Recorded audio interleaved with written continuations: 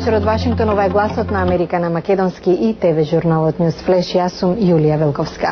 Американскиот секретар за одбрана Роберт Гејтс ја изрази својата поддршка на одлуката на председателот Обама за обелоденување на 4 меморандуми од претходната администрација со кои се дозволувало употреба на груби техники за испрашување на лица осомничени за тероризам.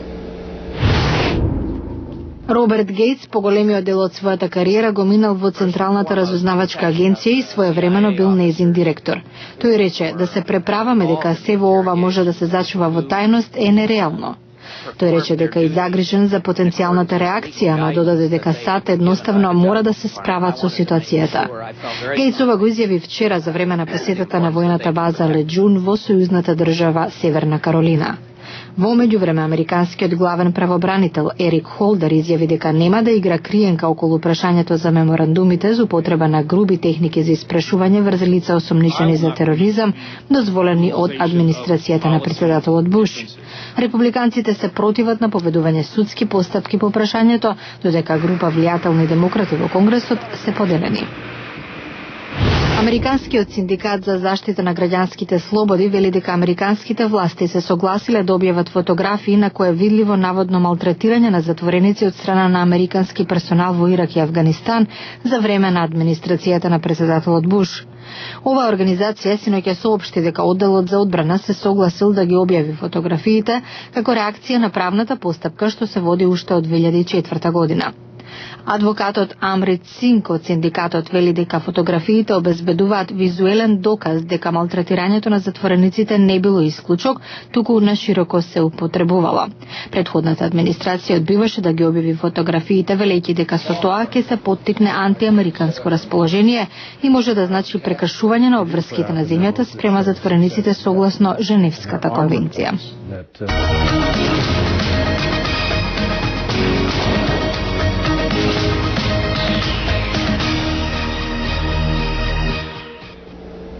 На 26 април се навршуваат 23 години од нуклеарната катастрофа во Чернобил, при што беше создадена 30 километарска опасна зона околу местото на настанот. И по толку минати години, оваа локација и натаму е ризична. Припјат, Украина, мртов град, училишта, домови, игралишта и други објекти попуштаат пред дивата природа што ја презема територијата. Припјат некогаш имал 50.000 жители, сега ги нема, можеби за секогаш. Само артефакти од нивните животи останале зад нив, покриени со прашина. Припјат го уништи најголемата несреќа со нуклеарна енергија во светската историја – Чернобил. Рано, на 26 април 1986 година, четвртиот реактор во Чернобил беше тестиран со нов систем за разладување. Реакторот се прегрел и експлодирал од притисок на пареата, разнесувајќи го покривот на централата. Додека луѓето спија, нуклеарната радијација се расшири низ Припјат, северно од Чернобил. Со хеликоптери се истураше песок и друг материјал, но реакторот гореше со денови. Ветрот ги разнесе радиоактивните честички низ Украина, Белорусија и Русија, а потоа и во Скандинавија, Британија и други делови на Европа. Конечно, ден и пол после експлозијата беше наредена евакуација на Припјат. На луѓето им беше речено дека ќе треба да заминат на неколку дена. Тие заминаа, оставија речиси се зад нив и никогаш не се вратија. Советските власти дадоа многу малку публицитет на настанот. Детекторите за радијација во други држави, стотици километри подалеку, ги натераа да ја признаат несреќата. Илјадници луѓе беа испратени во Чернобил за расчистување. Опремата станала толку контаминирана што морало да биде оставена тамо. Многумина се разболеле. Советската влада кажа дека 31 жртва е директно поврзана со експлозија на реакторот. Светската здравствена организација вели таа цифра е 2200. Организацијата вели дека уште 4000 смртни случаи може да се резултат на Чернобил заради болести како рак, чија причина е радијацијата. И покрај несреќата, Чернобилската централа останала во работа, произведувала струја до 2000-тата, во декември, кога е затворена.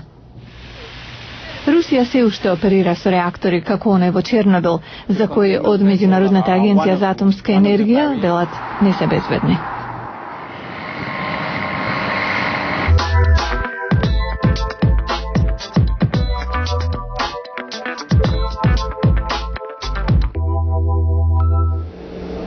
Американската армија ги интензивира напорите за регрутирање на квалификувани имигранти во своите редови, а за возврат им нуди американско државенство по брза постапка. И самиот армиски шеф на персоналот даде заклетва пред група регрути на церемонија за државјанство во Њујорк. Половина од 32 армиски регрути се имигранти од држави како Пакистан, Индија, Јужна Кореја и Бангладеш. Генералот Џорџ Кейси ги поздрави новите војници регрутирани според новата иницијатива. Се работи за пилот програма која промовира регрутирање како скратена постапка за стекнување државјанство. Од регрутите се бара да имаат најмалку 2-годишен легален престој во Соединетите Американски држави. Поручникот Маргарет Сток вели дека армијата бара луѓе со познавање повеќе јазици или медицинско искуство. Бараме луѓе кои имаат културни познавања, особено за заедници во кои сме инволвирани. За време на нашите операции во Ирак и во Афганистан, видовме дека лицата кои имаат познавање на културните специфики се критични за успехот на војното поле. За сега со програмата која почна во февруари се регрутирани 52 нови војници, од кои 60% дипломирале на коледж.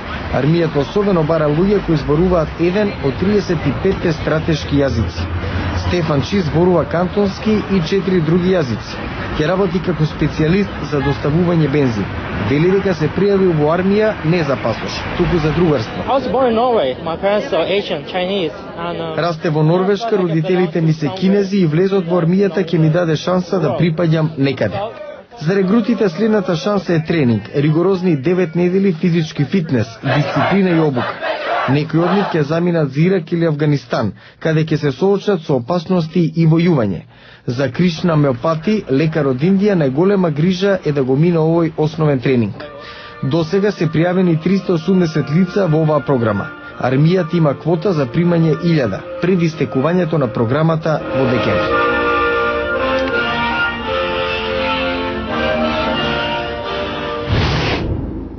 И тоа е се за денеска. Ова беше гласот на Америка на македонски. Јас сум Јулија Велковска. Ви благодарам на вниманието. Пријатен викенд и до гледање до понеделник.